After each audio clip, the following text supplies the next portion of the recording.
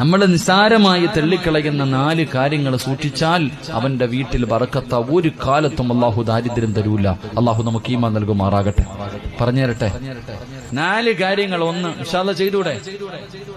1, സുബഹിക്ക് മുമ്പേ എഴുന്നേൽക്കുന്നവൻ അള്ളാഹു ഒരു കാലത്തും ദാരിദ്ര്യം കൊടുക്കില്ല എന്ന് നബി മുഹമ്മദ് മുസ്തഫ. സുബഹിക്ക് ബാങ്ക് വിളിക്കുന്നതിന് മുമ്പേ എഴുന്നേൽക്കുന്ന മനുഷ്യൻ. സുബഹിക്ക് എഴുന്നേക്കുന്നില്ല, പിന്നല്ലേ മുമ്പ്. മനുഷ്യ സുബഹിക്ക് നേരത്തെ എഴുന്നേക്കണം. സുബഹിക്ക് ബാങ്ക് വിളിക്കുന്നതിന് മുമ്പേ എഴുന്നേക്കുന്നവൻ അല്ലാഹു അവന് ദാരിദ്ര്യം കൊടുക്കൂല. ഞാൻ വിശദീകരിക്കുന്നില്ല. 2 ബാങ്ക് വിളിക്കുന്നതിന് മുമ്പേ ഒതുവെടുക്കുന്ന മനുഷ്യൻ.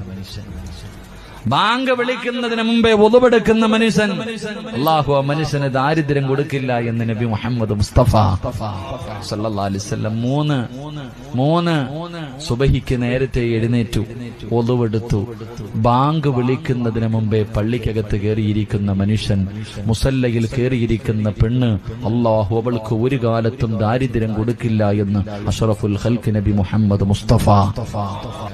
4ാമത്തെ കാര്യം നമുക്ക് ഇത്തിരി കഷ്ടപ്പാടുള്ള കാര്യമാ. വിത്ർ നമസ്കാരം കഴിഞ്ഞാൽ ആവശ്യമില്ലാത്തത് സംസാരിക്കല്ലേ എന്ന് നബി മുഹമ്മദ് മുസ്തഫ.